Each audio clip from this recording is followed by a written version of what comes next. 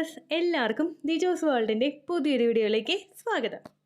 ഈ ഇംപ്ലാന്റേഷൻ നടന്നു കഴിഞ്ഞ് തുടക്കത്തിൽ തന്നെ ഉണ്ടാകാൻ സാധ്യതയുള്ള ഒരു പ്രഗ്നൻസി ലക്ഷണം, അതിനെ പറ്റിയിട്ടുള്ളതാണ് ഇന്നത്തെ വീഡിയോയിൽ സംസാരിക്കുന്നത് കേട്ടോ. അപ്പോൾ നമുക്ക് വീഡിയോ സ്റ്റാർട്ട് ചെയ്യാം. പ്രഗ്നന്റ് ആകുന്ന സമയത്ത് സ്ത്രീകൾക്ക് പലതരത്തിലുള്ള ലക്ഷണങ്ങൾ പല സമയത്തായി പല പ്രഗ്നൻസികളിലും നമുക്ക് ഫീൽ ചെയ്യാറുണ്ട്.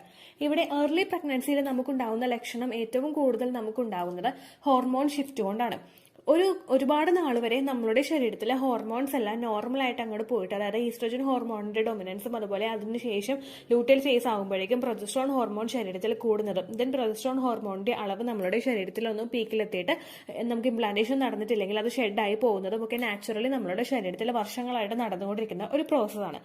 പെട്ടെന്ന് നമ്മളുടെ ശരീരത്തിൽ പ്രഗ്നൻസി സക്സസ്ഫുൾ ആകുമ്പോഴേക്കും അവിടെ നമുക്ക് പ്രൊഡ്യൂസ് ആകുന്ന രണ്ട് ഹോർമോൺസ്, അതായത് നമുക്ക് ഏർലി പ്രഗ്നൻസിയുടെ എല്ലാ ലക്ഷണങ്ങളും ഉണ്ടാക്കാനായിട്ട് ഹെൽപ്പ് ചെയ്യുന്ന രണ്ട് ഹോർമോൺസ് ആണ് HCG ഹോർമോണും അതുപോലെ പ്രൊജസ്ട്രോൺ ഹോർമോണും.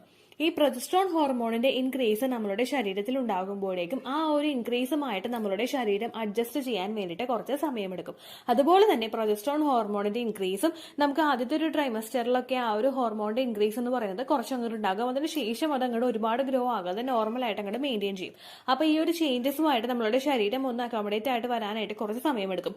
അതുകൊണ്ട് തന്നെ നമുക്ക് ഏർലി പ്രഗ്നൻസിയിൽ പലതരത്തിലുള്ള ഡിഫിക്കൽട്ടീസും ഫീൽ ചെയ്യും. ഇവിടെ ഏർലി പ്രഗ്നൻസിയിൽ നമുക്കുണ്ടാവുന്ന ഇംപ്ലാന്റേഷൻ സക്സസ്ഫുൾ ആയതിന്റെ ഏറ്റവും പ്രമുഖമായിട്ടുള്ള ഒരു ലക്ഷണമാണ് നമ്മുടെ ശ്വാസോച്ഛ്വാസത്തിൽ നമ്മുടെ ഷോർട്ട്നെസ് ഓഫ് ബ്രീത്ത് അനുഭവപ്പെടുക. നമ്മൾ വർത്താനം പറയുമ്പോൾ പെട്ടെന്ന് തന്നെ നമുക്ക് കിതപ്പ് അനുഭവപ്പെടുന്ന ഒരു സിറ്റുവേഷൻ. പ്രഗ്നന്റ് ആയിട്ടുള്ള പല സ്ത്രീകളിലും അവരുടെ സെക്കൻഡ് ട്രൈമസ്റ്ററിലെ ലാസ്റ്റും അതുപോലെ തേർഡ് ട്രൈമസ്റ്ററിന്റെ ആദ്യവും ഈ ഒരു ഫീലിംഗ്സ് ഉണ്ടാവാറുണ്ട്. അവർ നടക്കുന്ന സമയത്ത് നമുക്ക് പെട്ടെന്നായിട്ട് കിതപ്പ് അനുഭവപ്പെടുക, അല്ലെങ്കിൽ വർത്താനം പറയുന്ന സമയത്ത് കിതപ്പ് അനുഭവപ്പെടുക എന്നുള്ളത് ഏറ്റവും കൂടുതൽ സെക്കൻഡ് ട്രൈമസ്റ്ററിന്റെ ലാസ്റ്റും അതുപോലെ തന്നെ തേർഡ് ട്രൈമസ്റ്ററിന്റെ ഫസ്റ്റുള്ള ആ ഒരു ഭാഗങ്ങളിലും ഒക്കെ നമുക്ക് ഏറ്റവും കൂടുതൽ ഫീൽ ചെയ്യുന്ന ഒന്നാണ്. എന്നാൽ ഏർലി പ്രഗ്നൻസിയിലും പല സ്ത്രീകൾക്കും ആ ഒരു ഹൈക്ക് അല്ലെങ്കിൽ ആ ഒരു ബുദ്ധിമുട്ട് ഫീൽ ചെയ്യാറുണ്ട്. ഈ ഒരു ബുദ്ധിമുട്ടുണ്ടാകാനായിട്ടുള്ള പ്രധാനപ്പെട്ട കാരണം എന്ന് പറയുന്നത് നമ്മുടെ പ്രൊജസ്ട്രോൺ ഹോർമോൺ ആണ്. പ്രൊജസ്ട്രോൺ ഹോർമോൺ നമ്മുടെ യൂട്രസിന്റെ ലൈനിങ്ങിനെ ഒന്ന് ഷെഡ് ആകാതെ മെയിൻറ്റെയിൻ ചെയ്ത് പിടിക്കണമെങ്കിൽ പ്രൊജസ്ട്രോൺ ഹോർമോണിന്റെ അളവ് നമ്മളുടെ ശരീരത്തിൽ കൂടി വരും. ഈ പ്രൊജസ്ട്രോൺ ഹോർമോണിന്റെ ഡൊമിനൻസ് നമ്മളുടെ ശരീരത്തിൽ വരുന്നതിന്റെ ഭാഗമായിട്ട് നമുക്ക് ഷോർട്ട്നെസ് ഓഫ് ബ്രീത്ത്, അതായത് നമുക്ക് ശ്വാസോച്ഛ്വാസത്തിൽ കുറച്ച് ഒരു നമ്മൾ കൂടുതലൊന്ന് എഫേർട്ട് എടുത്ത് നമ്മൾ ശ്വാസം എടുക്കുന്നത് പോലെയോ അല്ലെങ്കിൽ നമുക്കൊരു ശ്വാസം മുട്ടല് പയ്യൊന്ന് വർത്താനം പറയുമ്പോഴേക്കും നമുക്ക് ശ്വാസം മുട്ടല് പോലെയൊക്കെ അനുഭവപ്പെടാനായിട്ടുള്ള സാധ്യതയുണ്ട്. ഓൾമോസ്റ്റ് നമ്മളുടെ ശരീരത്തിലെ പ്രൊജസ്ട്രോൺ ഹോർമോണിന്റെ അളവ് കൂടുന്നതാണ് ഈ ഒരു പ്രവർത്തനം ഉണ്ടാകുന്നതിനുള്ള ആദ്യത്തെ ഒരു റീസൺ എന്ന് പറയുന്നത്. ഈ പ്രൊജസ്ട്രോൺ ഹോർമോണിന്റെ മെഡിസിൻ എടുക്കുന്നവർക്ക് ഈ ഒരു ലക്ഷണം വെച്ചിട്ട് നിങ്ങൾ പ്രഗ്നന്റ് ആണോ അല്ലയോ എന്നും ഫൈൻഡ് ഔട്ട് ചെയ്യാനായിട്ട് സാധിക്കില്ല കേട്ടോ. കാരണം പ്രൊജസ്ട്രോണിന്റെ മെഡിസിൻ എടുക്കുമ്പോഴേക്കും പലരിലും ഈ ഒരു സൈഡ് എഫക്ട്സ് ഉണ്ടാവാറുണ്ട്. കാരണം നമ്മളുടെ ശരീരത്തിലെ പ്രൊജസ്ട്രോൺ ഹോർമോണിന്റെ അളവ് കൂടുകയാണല്ലോ. അതുകൊണ്ട് തന്നെ പലർക്കും ഈ ഒരു ലക്ഷണം കണ്ടു കഴിഞ്ഞാൽ പ്രൊജസ്ട്രോണിന്റെ മെഡിസിൻ എടുക്കുന്നവർക്ക് ഇത് പ്രഗ്നൻസി ആയിട്ട് കൺക്ലൂഡ് ചെയ്യാനായിട്ട് സാധിക്കില്ല.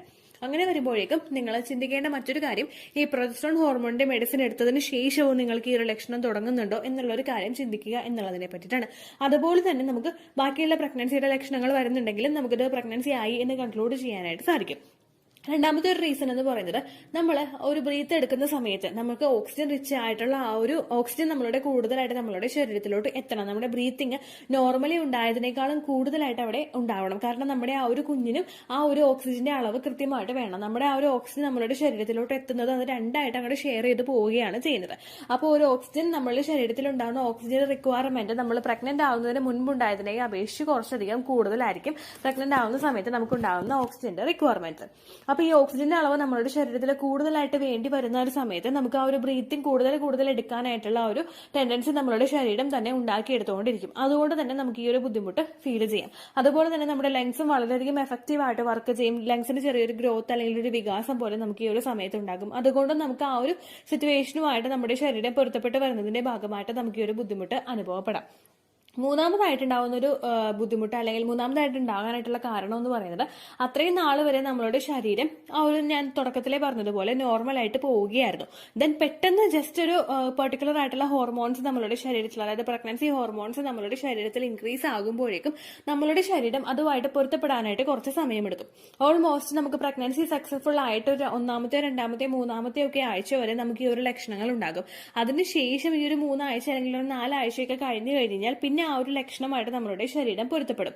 ഇത് പൊരുത്തപ്പെട്ടതിന് ശേഷം പിന്നെ നമുക്ക് ഈ ഒരു സിംറ്റംസ് വരുന്നത് നമ്മുടെ വയറ് നല്ലതുപോലെ ഒന്ന് ഗ്രോ ആയി നമ്മളൊന്ന് നടക്കുന്ന സമയത്തൊക്കെ ആയിരിക്കും നമുക്ക് ഈ ഒരു ബുദ്ധിമുട്ടുകളൊക്കെ കൂടുതലായിട്ടും ഫീൽ ചെയ്യുന്നത് കേട്ടോ.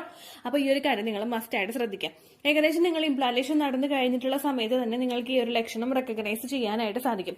നമ്മൾ ഈസി ആയിട്ട് ചെയ്തുകൊണ്ടിരിക്കുന്ന പല കാര്യങ്ങളും നമുക്ക് അങ്ങോട്ട് ചെയ്യാനായിട്ട് സാധിക്കില്ല. നമുക്ക് സ്റ്റെപ്പ് കയറാനൊക്കെ ബുദ്ധിമുട്ട് അനുഭവപ്പെടുക, അല്ലെങ്കിൽ നമ്മൾ വാതോരാതെ വർത്താനം പറഞ്ഞുകൊണ്ടിരുന്ന ആളുകൾക്കൊക്കെ വർത്താനം പറയുമ്പോഴേക്കും ഭയങ്കര ഒരു ബുദ്ധിമുട്ട് അനുഭവപ്പെടുക. എനിക്ക് എന്റെ സെക്കൻഡ് പ്രഗ്നൻസിയിൽ നല്ലതുപോലെ ഫീൽ ചെയ്തിട്ടുണ്ട് കേട്ടോ. വീഡിയോ എടുക്കുന്ന സമയത്തൊക്കെ പലരും ചോദിക്കാറുണ്ട്, ചേച്ചി ശ്വാസം മുട്ടലുണ്ടോ അല്ലെങ്കിൽ ബ്രീത്തിങ്ങിന് ബുദ്ധിമുട്ടുണ്ടോ എന്ന് പലരും ചോദിക്കാറുണ്ട്. ആ ഒരു സമയത്തൊക്കെ ഞാൻ പ്രഗ്നന്റ് ആണെന്ന് കൺവേ ചെയ്തിട്ടുണ്ടായിരുന്നില്ല. എന്നിട്ട് കൂടി പലരും ആ ഒരു വീഡിയോ കേട്ടിട്ട് പലരും പറഞ്ഞിട്ടുണ്ട് ശ്വാസം മുട്ടലുണ്ടല്ലേ. ചിലർ നെഗറ്റീവായിട്ട് പറഞ്ഞിട്ടുണ്ടല്ലോ, ഇങ്ങനെ ഇരുന്ന് കിടക്കുന്നുണ്ടെങ്കിൽ പിന്നെ എന്തിനാണ് വീഡിയോ എടുക്കുന്നതെന്ന് വരെ പലരും പറഞ്ഞിട്ടുണ്ട്. അപ്പോൾ അങ്ങനെയൊക്കെ പലർക്കും ആ ഒരു സമയത്ത് പ്രഗ്നൻസിയുടെ സമയത്ത് ഈ ഒരു ബ്രീത്തിങ് ഡിഫിക്കൽട്ടീസ് ഫീൽ ചെയ്യാനായിട്ട് സാധ്യതയുണ്ട്. അങ്ങനെ ബ്രീത്തിങ് ഡിഫിക്കൽട്ടീസ് ഫീൽ ചെയ്യുകയാണെങ്കിൽ നിങ്ങൾ ജസ്റ്റ് നമ്മൾ പ്രാണായാമാസ് ചെയ്യുന്നത് നല്ലതാണ്. അതായത് നമ്മൾ ബ്രീത്തിങ് എക്സസൈസ് ഒക്കെ ചെയ്തിട്ട് നമ്മുടെ ആ ലങ്സിനെയൊക്കെ കൂടുതലൊന്ന് ഉഷാറാക്കി എടുക്കാനായിട്ടുള്ള കാര്യങ്ങൾ നിങ്ങൾ ചെയ്യുക. ഒരുപാട് നമുക്ക് ബ്രീത്തിങ് ഡിഫിക്കൽട്ടീസ് ഉണ്ടാകുന്നുണ്ടെങ്കിൽ നമ്മൾ മസ്റ്റ് ആയിട്ട് അത് മുഖവിലേക്ക് എടുക്കണം. കാരണം നമ്മുടെ കുഞ്ഞ് ഗ്രോ ആകണമെങ്കിൽ നമുക്ക് ആ ഒരു ഓക്സിജൻ വേണം. നമ്മുടെ ശരീരം സർവൈവ് ചെയ്ത് പോകണമെങ്കിൽ നമുക്കും ഓക്സിജൻ വേണം. അതുകൊണ്ട് ഓക്സിജൻ റിക്വയർമെന്റ് നോർമലി ഉണ്ടാകുന്നതിനേക്കാളും കൂടുതലായതുകൊണ്ട് തന്നെ കൂടുതൽ ഓക്സിജൻ നമ്മളുടെ ശരീരത്തിൽ കൊടുക്കാൻ വേണ്ടിയിട്ടുള്ള കാര്യങ്ങൾ നിങ്ങൾ ചെയ്യുക. കാമായിട്ടിരുന്ന് ഓക്സിജൻ കൂടുതലായിട്ട് റിച്ച് ആവാനായിട്ട് നമ്മളുടെ ശരീരത്തിലോട്ട് എത്താൻ വേണ്ടിയിട്ട് നിങ്ങൾക്ക് യോഗാസനാസ് ചെയ്യാം, നിങ്ങൾക്ക് ബ്രീത്തിങ് എക്സസൈസ് ചെയ്യാം. നല്ലതുപോലെ അങ്ങോട്ട് ഇൻഹെയിൽ ചെയ്ത് സ്ലോലി നമ്മൾ ഇൻഹെയിൽ ചെയ്ത് ആ സ്ലോലി തന്നെ നമ്മൾ എക്സ്ഹെയിൽ ചെയ്ത് പയ്യെ പയ്യെ നമ്മൾ ഈ ഒരു ആക്ടിവിറ്റി ചെയ്തുകൊണ്ടിരിക്കുക. ഈ ഒരു ബ്രീത്തിങ് എക്സസൈസ് ഒക്കെ ചെയ്യുന്നത് നിങ്ങളുടെ പ്രഗ്നൻസിയിൽ ഉണ്ടാകുന്ന ചില സൈഡ് എഫക്ട്സ് ചില സിംറ്റംസ് ഉണ്ടെങ്കിൽ ഒന്ന് ക്യൂർ ചെയ്യാൻ വേണ്ടിയിട്ട് സഹായിക്കും കേട്ടോ. അപ്പൊ ഇത്രയും കാര്യങ്ങൾ നിങ്ങൾ നല്ലതുപോലെ ചെയ്യാനായിട്ട് ശ്രദ്ധിക്കാം.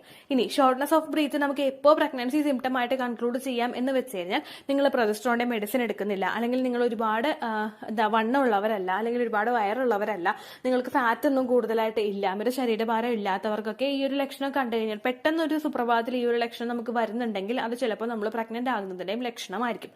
പിന്നെ ഓൾമോസ്റ്റ് ഒരു ലൂട്ടിയൽ ഫേസ് ആകുമ്പോഴേക്കും നിങ്ങൾക്ക് ഈ ഒരു ലക്ഷണം കാണുന്നുണ്ടെങ്കിൽ, അത് മുൻപോട്ട് പുറകോട്ടുള്ള ലൂട്ടിയൽ ഫേസിലൊക്കെ നിങ്ങൾക്ക് ഈ ഒരു ലക്ഷണം കാണുന്നുണ്ടെങ്കിൽ അങ്ങനെയുള്ളവർക്ക് ഇതൊരു പ്രഗ്നൻസി ആയിട്ട് കൺക്ലൂഡ് ചെയ്യാനായിട്ട് സാധിക്കില്ല. നേരെ മറിച്ച് പെട്ടെന്ന് നമുക്ക് ഈ ഒരു ലക്ഷണം വരുന്നത്, നമുക്ക് ഇതുവരെ ഈ ഒരു ലക്ഷണം ഉണ്ടായിട്ടില്ല, ഷോർട്ട്നെസ് ഓഫ് ബ്രീത്ത് അനുഭവപ്പെടുന്നു, ആരോടെങ്കിലും വർത്താനം പറയുമ്പോൾ കിതപ്പ് അനുഭവപ്പെടുന്നു, അല്ലെങ്കിൽ കുറച്ചൊന്ന് ജോലി ചെയ്ത് കഴിയുമ്പോൾ തന്നെ കിതപ്പ് അനുഭവപ്പെടുന്നുണ്ടെങ്കിൽ നിങ്ങൾ നിങ്ങളുടെ ശരീരം ശ്രദ്ധിക്കുക. അതുപോലെ തന്നെ മറ്റു പലതായിട്ടുള്ള പ്രഗ്നൻസി ലക്ഷണങ്ങൾ നിങ്ങൾക്ക് വരുന്നുണ്ടോ എന്ന് കൂടി നിങ്ങൾ നോക്കിയതിന് ശേഷം നിങ്ങൾ ബോഡി നല്ലതുപോലെ കെയർ ചെയ്യുക കേട്ടോ.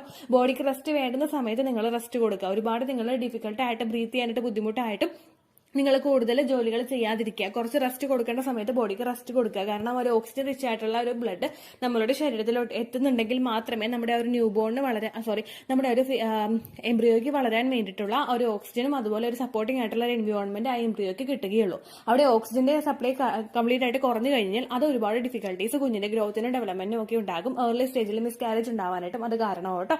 അപ്പൊ ഇത്തരത്തിലുള്ള ലക്ഷണങ്ങൾ ഉണ്ടെങ്കിൽ ബോഡി നന്നായിട്ട് കെയർ ചെയ്യാനായിട്ട് ശ്രദ്ധിക്കാം. ഇത്രയേ ഉള്ളൂ വീഡിയോ. യൂസ്ഫുൾ ആയി കാണുമെന്ന് വിശ്വസിക്കുന്നു. യൂസ്ഫുൾ ആവുന്നുണ്ടെങ്കിൽ ലൈക്ക് ചെയ്യുക, ഫ്രണ്ട്സിനൊക്കെ ഷെയർ ചെയ്ത് കൊടുക്കുക കേട്ടോ. എന്തെങ്കിലും സംശയം ഉണ്ടെങ്കിൽ നിങ്ങൾ കമന്റ്സിൽ ചോദിക്കുക. പണ്ടത്തെ വീഡിയോയ്ക്ക് കമന്റ്സ് ഇടുന്നവർക്ക് റിപ്ലൈ ലഭിക്കുന്നില്ലെങ്കിൽ ലേറ്റസ്റ്റ് ആയിട്ട് ഞാൻ ഏത് വീഡിയോ ആണോ അപ്ലോഡ് ചെയ്യുന്നത് അതിന് താഴെ കമന്റ് ഒന്ന് കോപ്പി പേസ്റ്റ് ചെയ്യാനായിട്ട് ശ്രദ്ധിക്കുക കേട്ടോ. അതുപോലെ ഓവുലേഷൻ ഡേറ്റ് കാൽക്കുലേറ്റ് ചെയ്ത് തരാനായിട്ട് റിക്വസ്റ്റ് ചെയ്യുന്ന ആളുകൾ എത്രയാണോ സൈക്കിൾ ലെങ്ത് അത് മെൻഷൻ ചെയ്യാനായിട്ട് ശ്രദ്ധിക്കുക. സൈക്കിൾ ലെങ്ത് എന്നതുകൊണ്ട് ഉദ്ദേശിച്ചത് ഓരോ മാസവും എത്ര ദിവസം കൂടുമ്പോഴാണോ ബ്ലീഡിങ് വരുന്നത് അതാണ് സൈക്കിൾ ലെങ്ത്. കഴിഞ്ഞ മാസം ഒരു 8-ാം തീയതിയാണ് ബ്ലീഡിങ് ആയതെങ്കിൽ ഈ മാസം 6-ാം തീയതിയാണ് ബ്ലീഡിങ് ആയതെങ്കിൽ കഴിഞ്ഞ മാസം 8-ാം തീയതി മുതൽ ഈ മാസം 6-ാം തീയതി വരെ എത്ര ദിവസമുണ്ടോ അത് കാലണ്ടറിൽ എണ്ണി തിട്ടപ്പെടുന്നതാണ് നിങ്ങളുടെ സൈക്കിൾ ലെങ്ത്. സൈക്കിൾ ലെങ്ത് നമ്മൾ കൃത്യമായിട്ട് കാൽക്കുലേറ്റ് ചെയ്യുകയാണെങ്കിൽ ഓവുലേഷൻ ഡേറ്റ് എളുപ്പത്തിൽ കണ്ടുപിടിക്കാൻ വേണ്ടിയിട്ട് ഒരുപാട് ആപ്ലിക്കേഷൻസും ഒരുപാട് ഓൺലൈൻ ആയിട്ടുള്ള വെബ്സൈറ്റുകളും ഇന്ന് നമുക്ക് അവൈലബിൾ ആണ്. പ്ലേ സ്റ്റോറിൽ പോയിട്ട് ഓൺലൈൻ ഓവുലേഷൻ ട്രാക്കർ എന്ന് ടൈപ്പ് ചെയ്ത് കഴിഞ്ഞാൽ നിങ്ങൾക്ക് അതുമായിട്ട് ബന്ധപ്പെട്ടിട്ടുള്ള ആപ്ലിക്കേഷൻസ് കിട്ടും. അത് പറ്റുന്നില്ല എങ്കിൽ ഗൂഗിളിൽ പോയിട്ട് ഓൺലൈൻ ഓവുലേഷൻ കാൽക്കുലേറ്റർ എന്ന് ടൈപ്പ് ചെയ്ത് കഴിഞ്ഞാൽ അതുമായിട്ട് ബന്ധപ്പെട്ടിട്ടുള്ള വെബ്സൈറ്റുകൾ നിങ്ങൾക്ക് കിട്ടും.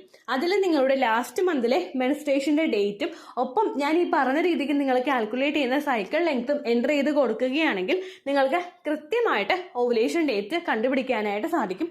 ഫെർട്ടൈൽ ടൈം പീരീഡും നിങ്ങൾക്ക് കിട്ടും. അതായത് എത്ര ദിവസം മുതൽ കോൺടാക്ട് ചെയ്ത് തുടങ്ങിക്കഴിഞ്ഞാൽ നിങ്ങൾ പ്രഗ്നന്റ് ആകും എന്നുള്ളൊരു ഡേറ്റും നിങ്ങൾക്ക് പ്രോപ്പറായിട്ട് കിട്ടും കേട്ടോ.